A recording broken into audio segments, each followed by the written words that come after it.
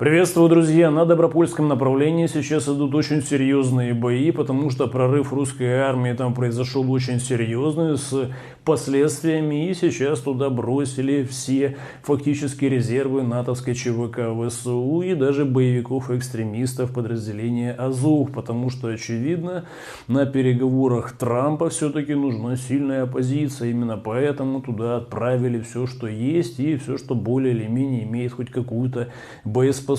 И, конечно же, русская армия этой всей истории ожидала. И, естественно, по подходящим резервам натовской ЧВК ВСУ сейчас круглосуточно наносится очень серьезное огневое поражение. Ну и, собственно, несмотря на различные заявления экспертов, различных псевдоэкспертов, в конечном итоге, собственно, позиции русской армии на том направлении не пошатнулись. Мало того, даже со стороны натовских наемников, очевидно, и различные эксперты это подтверждают, что русская армия там расширяет зону своего контроля. Ну и, конечно же, сейчас там происходит процедура закрепления. При этом режимники Зеленского срочным образом начинают эвакуировать даже вот западную часть Донецкой области. И это, опять же, четкий маркер того, что ситуация там для натовской ЧВК ВСУ продолжает ухудшаться. Ну а наша русская армия в этом отношении сейчас, конечно же, вводит в бой дополнительные резервы, чтобы там развивать успех. На других направлениях также есть продвижение, и натовские различные аналитики это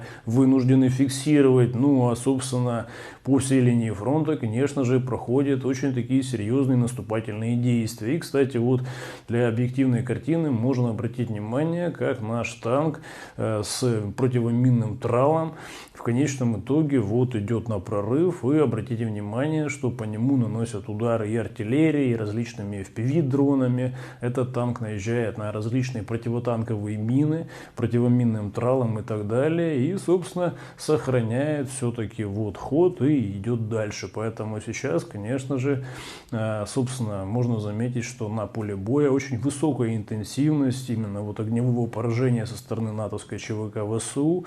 Но, тем не менее, все-таки наши бойцы к этому готовы и, несмотря ни на что, выполняют боевую задачу. Ну и, конечно же, каждый вылет натовских FPV-дронов максимально фиксирует наш разведывательный контур, и сразу по местам дислокации натовских операторов FPV-дронов очень жестко прилетает. Ну и, собственно, конечно же, максимально стараются добить все эти подразделения, потому что на поле боя сейчас они представляют наибольшую опасность. Также идет очень активная охота за различными системами РСЗО американского производства «Хаймарс». И вот можно заметить, как вычислили очередной «Хаймарс», и туда прилетел «Искандер». Ну и, собственно, от «Хаймарса» и мокрого места не осталось, только вот куча обгоревшего металла. Ну и там, среди этой кучи, конечно же, несколько натовских наемников. При этом ВКС РФ вчера в Запорожской области очень серьезно попала в склад боеприпасов, достаточно крупный, и, собственно, масштабы разрушений и масштабы взрыва там действительно говорят сами за себя и выглядит достаточно, знаете, красочно. Тем временем наше русское ПВО все чаще начинает использовать лазерное оружие. При этом на кадрах можно заметить, как это выглядит на практике. И, знаете, многие вот приходят к выводу, что все-таки стратегический союзник Китай очень серьезно в этом вопросе помогает. И, знаете, различные натовские спецслужбы уже заявляют, что, скорее всего, у русских появилось в большом количестве очень много китайских лазерных систем ПВО, которые ранее Китай демонстрировал. Но, как говорится, это не точно, потому что даже со спутника объективно увидеть, какая там конкретно вот лазерная установка и на каком шасси и какого она производства, конечно же, не получится. И даже если есть такие данные у натовской разведки, в конечном итоге на эти данные всем плевать. Параллельно с этим у военной разведки ФСБ наметился очень серьезный успех. Ну и ВКС, как уже сообщают, очень серьезно отработала по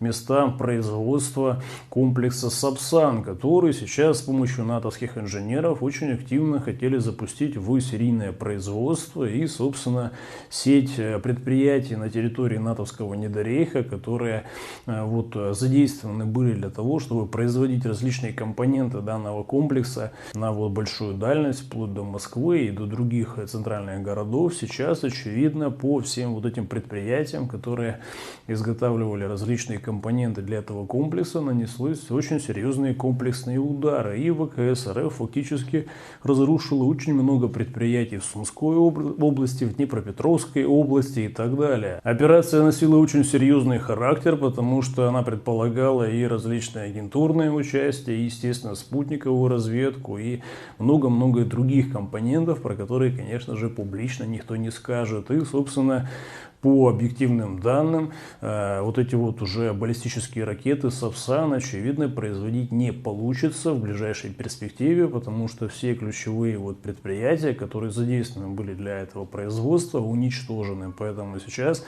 как бы ни старались натовские инженеры создать типа под ложным флагом свою такую производственную базу, то в конечном итоге у них все это дело накрылось медным тазом. В бессильной злобе на этом фоне натовская ЧВК продолжает различные обстрелы вот жилых кварталов Белгорода. И можно заметить на кадрах, как вот FPV-дроном просто атаковали, собственно, трассу оживленную в Белгороде. И, собственно, один автомобиль, как можно заметить, получил серьезные повреждения и сгорел. По раненым и погибшим информации, очевидно, пока нет. Но, тем не менее, мы видим, что террор против мирного населения – это норма для режима Зеленского. Ну и, собственно, можно заметить также по этой фотографии, что эти дроны фактически являются маломощными, фактически FPV-дронами.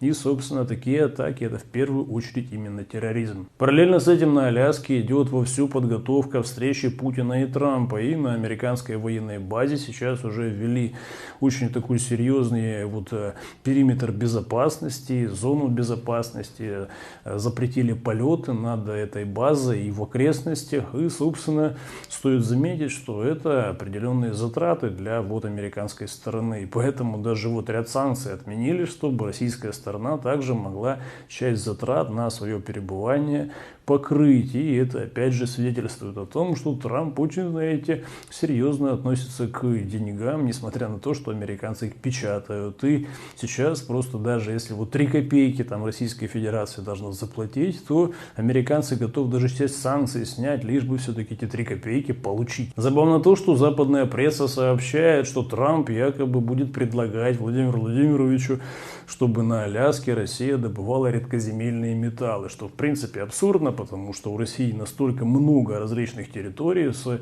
большим количеством редкоземельных металлов, что физически просто освоить даже вот наши территории – это достаточно проблематичная история. И очевидно, конечно же, развивать добычу на Аляске – это, ну, мягко говоря, не совсем психически вот здоровая идея, но тем не менее даже подобного рода вбросы делаются в западной прессе. На этом фоне в Вашингтоне делают достаточно забавные заявления и циничные в отношении того, что если режим Нетаньяху контролирует территорию Палестины в военном, экономическом, политическом плане, то если вот Российская Федерация контролирует часть территории Украины в военном, политическом, экономическом плане, то это, знаете, нельзя. То есть получается, в Израиле режиму Нетаньяху можно, но, собственно, Российской Федерации, получается, с точки зрения США нельзя. И поэтому, очевидно, каким-то образом международное право в отношении этой коллизии не коррелируется. И, собственно, мы видим, что в одном случае США все устраивает, и Британию, и Евросоюз. Ну а в случае Российской Федерации мы видим, что кардинальные противоречия и вопли – это другое, понимать надо и так далее. Безусловно, когда этих циничных тварей начинают ловить на таких противоречиях, англосаксам очень неуютно, и каким-то образом адекватно реагировать на вот подобные диссонансы они не могут. И, собственно, в любом случае нашей родине нужно на это достойным образом отвечать. И поэтому вполне логично, что сейчас вот уже очень скоро будут тестировать вот ядерную ракету «Буревестник», которая использует атомный двигатель для того, чтобы, собственно, летать на большие расстояния. И в конечном итоге данная ракета с этим атомным двигателем может хоть несколько раз Землю облететь и, собственно, ударить туда, куда надо. А для США и для ее системы обороны, особенно противовоздушной, это очень большая проблема, потому что эта ракета может прилететь просто откуда не ждали. На этом фоне в Лондоне вдруг поняли, что ввод официальной британской армии даже в 30 тысяч контингента — это очень большие проблемы, и они могут закончиться для Британии очень и очень печальным образом. В первую очередь, конечно, это и вот подводная ядерная торпеда «Буревестник» может, знаете, приплыть, и могут другие различные системы, знаете, вот обнулить в принципе существование Британии. Поэтому сейчас от этой идеи, можно сказать, уже официально отказались. Хотя недавно кокаиновая коалиция просто очень активно пиарила этот бред. Ну и чтобы исключить ядерные удары по Лондону и Вашингтону, сейчас, конечно же, Германию, Польшу и другие страны выставляют, знаете, на передний план. И вот уже Германия 500 миллионов евро потратит на оружие для натовской ЧВК ВСУ. И все это для того, чтобы отпечатков пальцев англосаксов якобы на этом оружии не оставалось. И вот уже даже вот корпорации, которые еще со времен Гитлера выпускали оружие для нацистской армии, например, Volkswagen, Porsche и так далее, сейчас эти все вот конкретно корпорации уже организовали вот военный фонд, и этим военным фондом, конечно же, на своих предприятиях будут финансировать производство оружия. Хотя официально они, естественно, все это вот опровергают. И, конечно же, забавно эти опровержения читать в отношении того, что фонд, он вооружения, получается, финансировать призван, но, тем не менее, различные социальные сети и там американские поисковые системы выдают, что, мол, вы не обращайте внимания на название. Этот фонд будет, знаете, вот цветочки финансировать в кавычках, что, конечно же, вызывает просто вот возмущение у нормальных людей. Ну и для понимания, откуда у натовской ЧВК ВСУ, например, дроны, которые могут выступать ретрансляторами и носителями других FPV-дронов. И вот конкретно очередной немецкий стартап, немецкая оборонная корпорация, которая именно вот такие дроны натовской ЧВК ВСУ и поставляет. То есть фактически самое новейшее вот вооружение блока НАТО сейчас вовсю использует натовская частная военная компания ВСУ. При этом руководство Евросоюза сейчас очень активно понимает, что окно возможностей по присоединению Сербии сокращается, и поэтому для полной оккупации политической, военной, экономической Сербии нужно ускорить, знаете, вот свержение нынешних властей в Сербии, поэтому там регулярно устраивают различные майданы и очередных вот боевиков завезли, и конкретно сейчас там идут столкновения с полицией, и можно на кадрах заметить, что все идет по технологии цветных так называемых переворотов, когда вот различных вот боевиков тренируют, обучают, финансируют, ну и, естественно, параллельно с этим подкупают различных вот правоохранительных там чиновников и различных военных и так далее. Ну и, собственно, таким образом максимально делают все возможное для свержения закона избранной власти. Тем временем корпорация МТА, которая признана в России экстремистской организацией, возмущается вовсю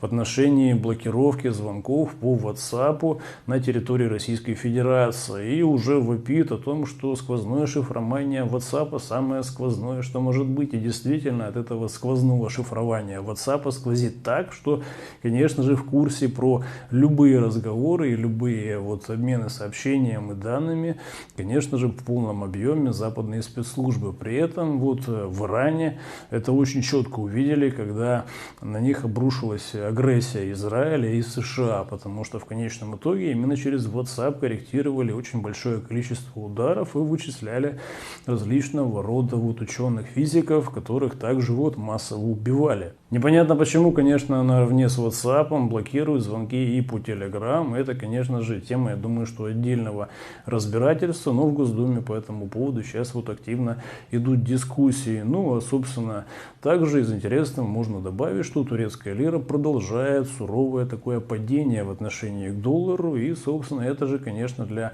обычных турок очень, знаете, серьезные проблемы, потому что в конечном итоге девальвация там происходит на протяжении уже многих лет подряд. Ну, а, собственно, в Польше мы видим новый вот глава объявил о том, что срочно нужно отменить всем вот украинским беженцам различные социальные выплаты на детей, потому что это, знаете, польскому президенту кажется очень, знаете, несправедливым, потому что все-таки в первую очередь с его точки зрения должны быть поляки, ну, а потом уже, знаете, все остальные как-то по остаточному принципу. На этом, друзья, у меня все. Выводы, конечно, делайте сами, а также не забывайте подписываться ко мне на телеграм-канал. Там всегда больше интересного, нежели в видеоформате. Ссылка на него по традиции в описании. До скорого.